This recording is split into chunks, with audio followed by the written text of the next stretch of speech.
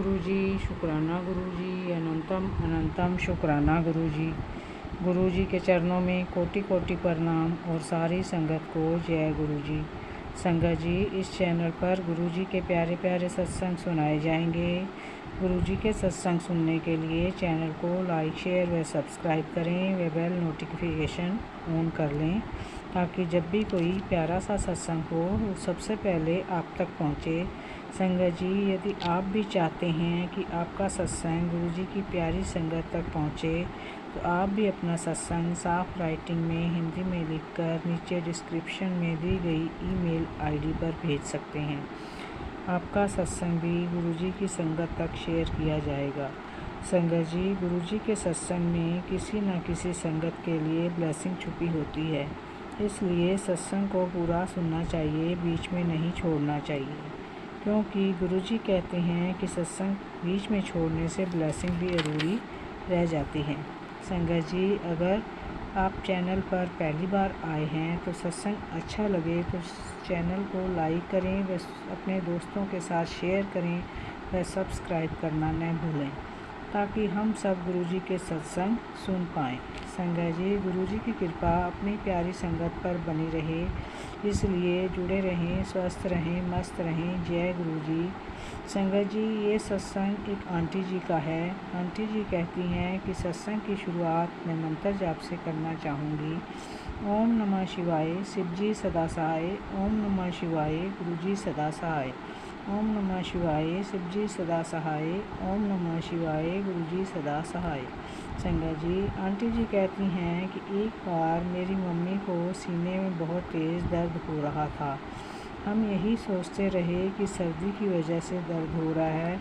हम घर पर ही कोई ना कोई छोटा मोटा इलाज करते रहे, कभी विक्स लगाकर मालिश करी, कभी और कुछ किया, परंतु संगत जी इससे मम्मी को कोई आराम नहीं आया।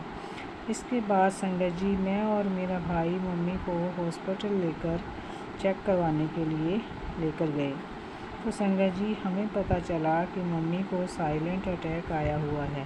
तुरंत संगत जी डॉक्टर ने उन्हें एडमिट किया और उनका इलाज किया। संगत जी, मैंने गुरुजी का जल प्रसाद मम्मी को दिया और लगातार गुरुजी का मंत्र जाप करती रही। संगत जी, 2-3 दिन बाद मम्मी ठीक हो गई और हम उन्हें घर लेकर आ गए। कुछ समय तक तो ठीक रहा, फिर एक रात को मम्मी की तबीयत फिर बहुत ख़राब हो गई। हम घर में दोनों भाई बहन और मम्मी थे। पापा जॉब की वजह से शनिवार इतवार 2 दिन ही घर आते थे, तो पापा जी घर पर नहीं थे। संगत जी, मैंने गुरुजी से अरदास लगाई कि किसी तरह आज रात निकल जाए। संगत जी, मैंने गुरुजी को कहा कि मेरी मम्मी को ठीक कर दो, सुबह मैं मम्मी को हॉस्पिटल ले जाऊंगी। संगत जी, जब हम यहाँ पर रहते हैं वहाँ कोई हॉस्पिटल नहीं है, छोटी छोटी नर्सिंग होम है, तो मैं उन्हें सुबह लेकर डॉक्टर के पास गई तो डॉक्टर ने उन्हें जांच कर बताया कि उनकी तबीयत बहुत ख़राब है, इन्हें आप कहीं और लेकर जाओ। संगत जी, मेरे भाई ने जैसे तैसे करके एम्बुलेंस का इंतज़ाम किया, क्योंकि संगत जी हमारी सिटी में तो हॉस्पिटल ही नहीं थे, तो एम्बुलेंस कहाँ से आती। संगत जी, मेरे गले में तब एक छोटा सा लॉकेट स्वरूप था। मैंने गुरुजी से अरदास लगाई कि गुरुजी मेरी मम्मी को बचा लो, इन्हें कुछ मत होने देना गुरुजी। संगत जी, मैं और मेरा भाई मम्मी को लेकर हॉस्पिटल अमृतसर पहुँचे। डॉक्टर ने तुरंत मम्मी को आईसीयू में एडमिट कर दिया। संगत जी, डॉक्टर ने कहा कि स्थिति गंभीर है, अभी कुछ कहा नहीं जा सकता। संगत जी, मैं गुरुजी से लगातार अरदास करती रही कि गुरुजी मेरी मम्मी को कुछ मत होने देना और लगातार मंत्र जाप भी करती रही। तभी संगत जी वहाँ मुझे एक अंकल मिले। उन्होंने मेरे गले में गुरुजी का लॉकेट स्वरूप देखा और मुझसे पूछा कि क्या तुम गुरुजी को मानते हो, तो मैंने उन्हें बताया कि हाँ अंकल, मैं भी गुरुजी को मानती हूँ। उसके बाद उन्होंने मुझसे मेरी परेशानी के बारे में पूछा तो मैंने उन्हें सब कुछ बता दिया। संगत जी, अंकल जी बोले कि तुम गुरुजी की संगत हो, तुम अपनी मम्मी के गले में लॉकेट स्वरूप डाल दो। संगत जी, मेरे पास लॉकेट स्वरूप नहीं था, एक ही था जो मैंने पहना हुआ था। तभी डॉक्टर साहब ने आकर बताया कि तुरंत ऑपरेशन करना पड़ेगा।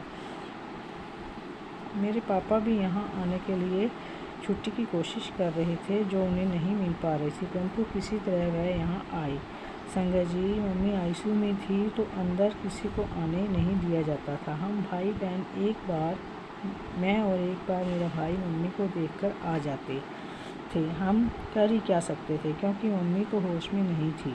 संगत जी, अगली सुबह डॉक्टर ने हमें बताया कि हम कुछ करंट देकर देखते हैं, कुछ स्थिति में सुधार हो जाए।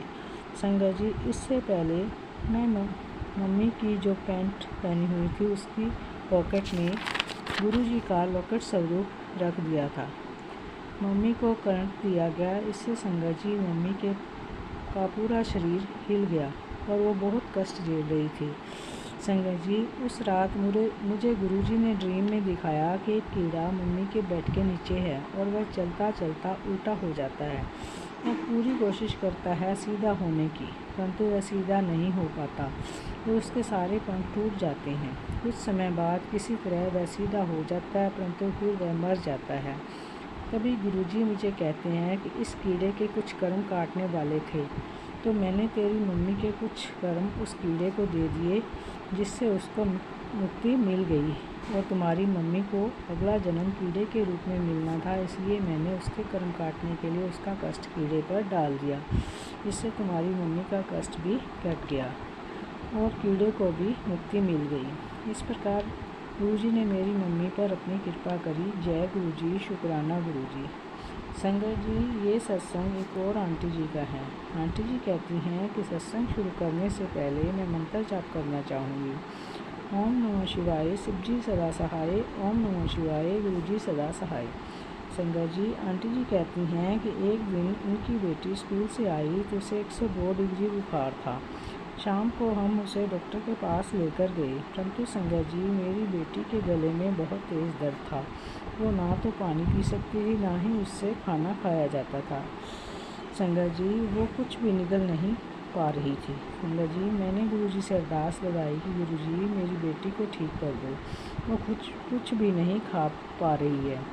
तो अगली सुबह मेरी बेटी का बुखार भी ठीक हो गया और मेरी बेटी कहने लगी कि मम्मी, अब मेरे गले में दर्द नहीं है। संगत जी, ये गुरुजी का ही चमत्कार है। गुरुजी ने मेरी अरदास सुनी, इसलिए गुरुजी का अनंतम अनंतम शुक्राना। जय गुरुजी, शुक्राना गुरुजी।